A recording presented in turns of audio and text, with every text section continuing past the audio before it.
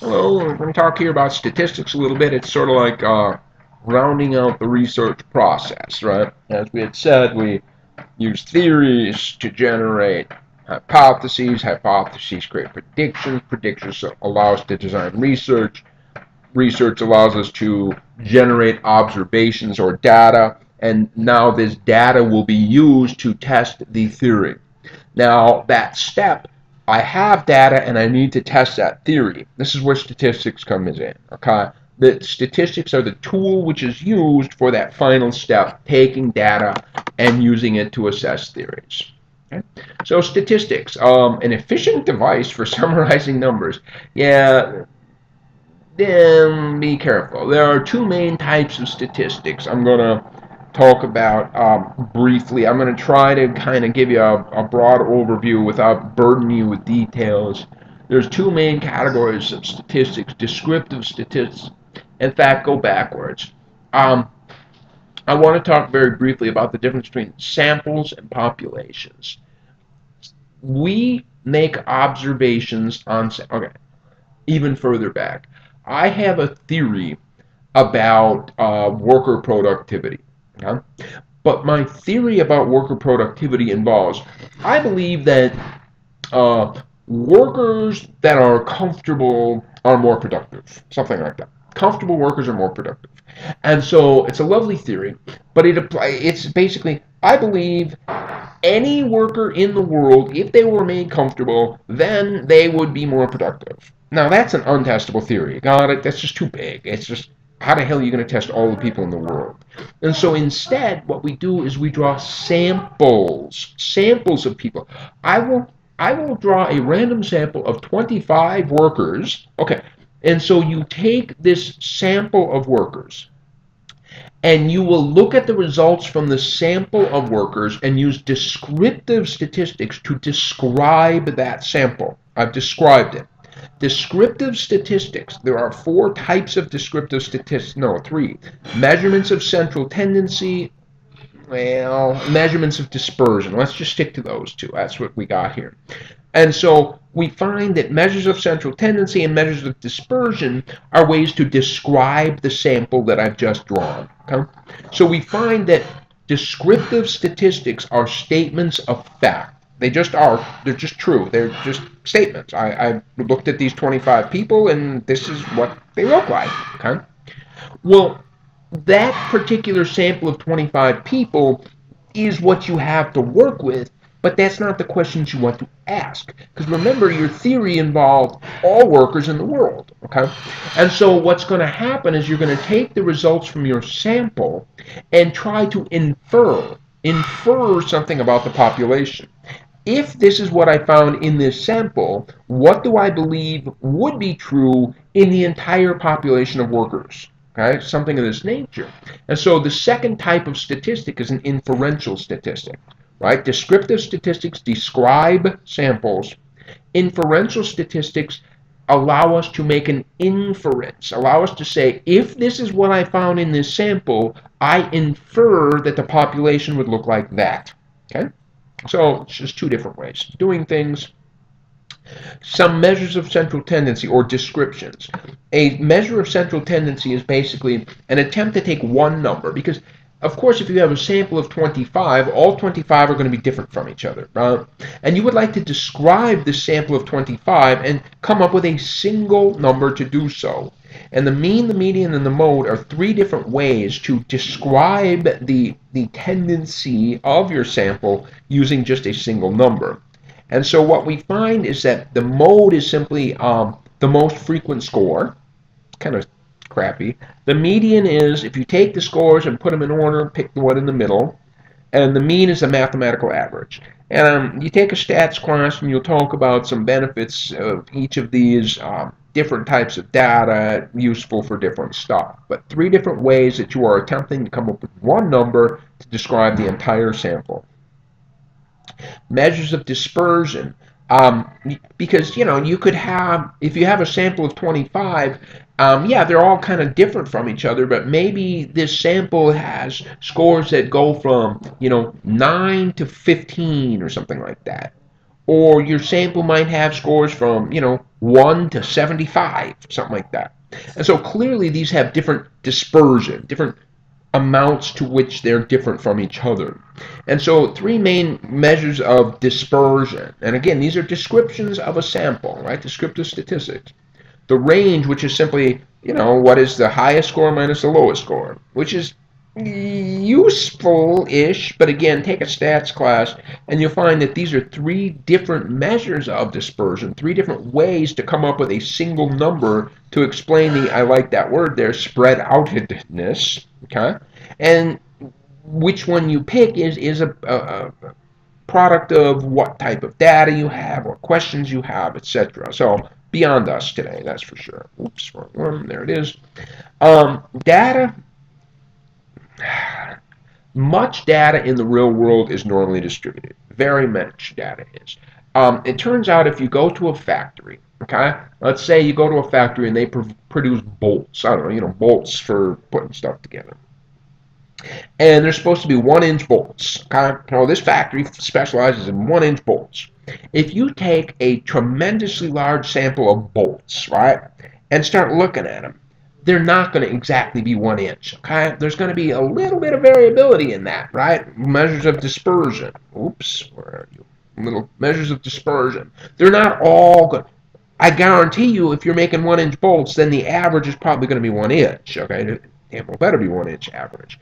But you're going to have some that are 1.01 inches, some that are 0.99 inches, some that are 0.98 inches. And so what's going to happen is that the lengths of the bolts here, take a look here. Imagine on this graph, what you have on the left side, on the y-axis, is frequency, or number of times such a thing occurs. Along the bottom, what you're going to have is length of bolt. Okay? So if it's a factory making 1-inch bolts, then the center ought to be at 1 inch, right? It ought to be. Okay? But it turns out that this image, this normal distribution, will be a visual representation of what the lengths of those bolts will be. All right? It's kind of crazy how that works in this world. Okay? And because of this, okay, I'm not teaching a stats class, but because of this statement that there is this variability, there's dispersion, it is visually represented in this way, well, it turns out that, as you can see along the top, without getting into any details, there's probability, okay? There's percentages at each of these things, known percentages. And it is this fundamental idea of known percentages in this normal distribution that allow us to, way beyond this particular little spiel of a lecture, but allow us to reject the null p less than 0.05, right? That whole concept of probability and making decisions based on probability. Normal distributions don't always have to be quite exactly like this. They can be like this, and guess what? It'll still have the same percents in it, okay? So it'll still have the same percents even if it does have different, etc. Correlations, okay. Correlations are a type of statistic where what we do is look at two measures. Remember we had said on the last thing, it was, cognitive ability score and job performance, okay? So we'll have a measure of cognitive ability. We'll take 100 job people in my job, employees. I'm a terrible IO psychologist. 100 employees, and we'll measure cognitive ability score, we'll measure job performance, and then a correlation is also a descriptive statistic. But what we're going to do is not describe a single sample of scores, but we're going to describe the relationship between two scores. Okay? The relationship. And so the number in a correlation, without getting into a lot of detail, ranges from positive 1.0 to negative 1.0 with 0 in the middle. 0 indicates there is absolutely no relationship between these two measures.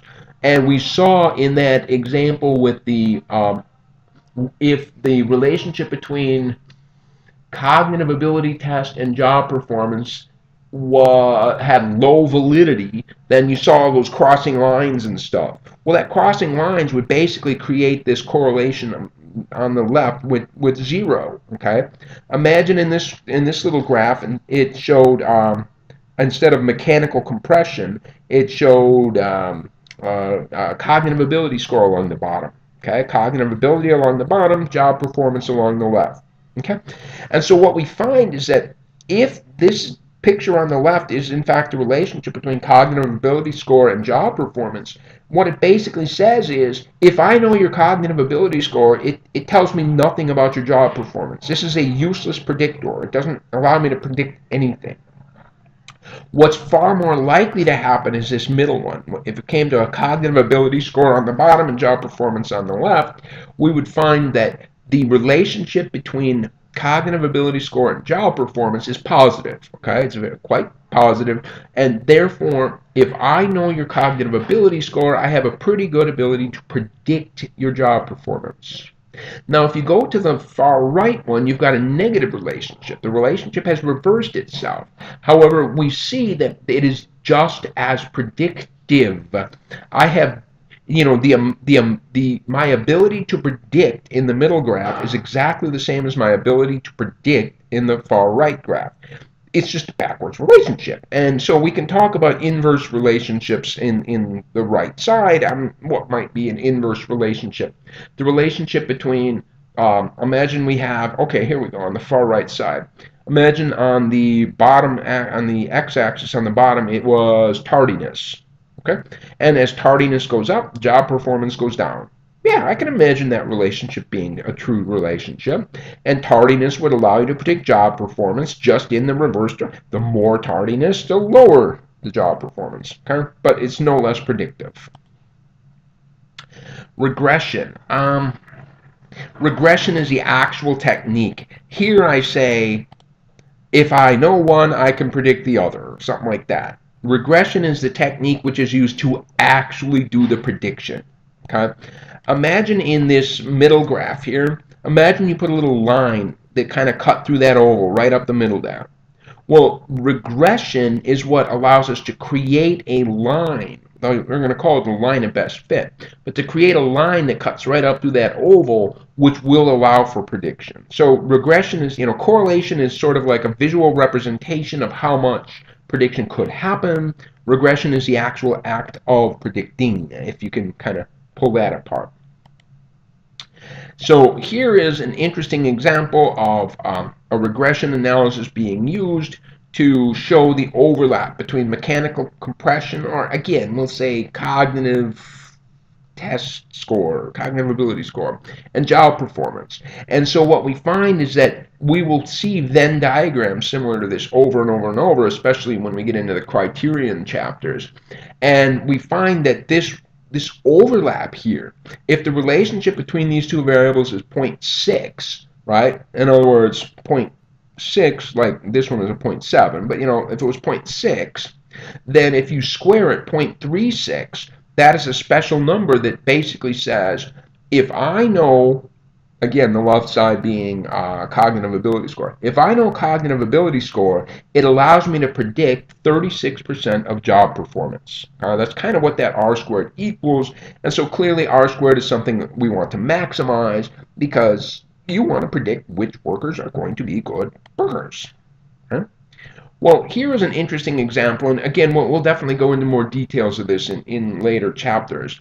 But you see here, you've got the big middle circle in the center, criterion performance, job performance. And let's say, for example, you come in with a new employee and you give them an interview, you send them through an assessment center, and you get a sample of their work. And what you might find is, you take a look for the interview, R squared is 0.1. So if you have given them an interview, it allows you to predict 10% of job performance.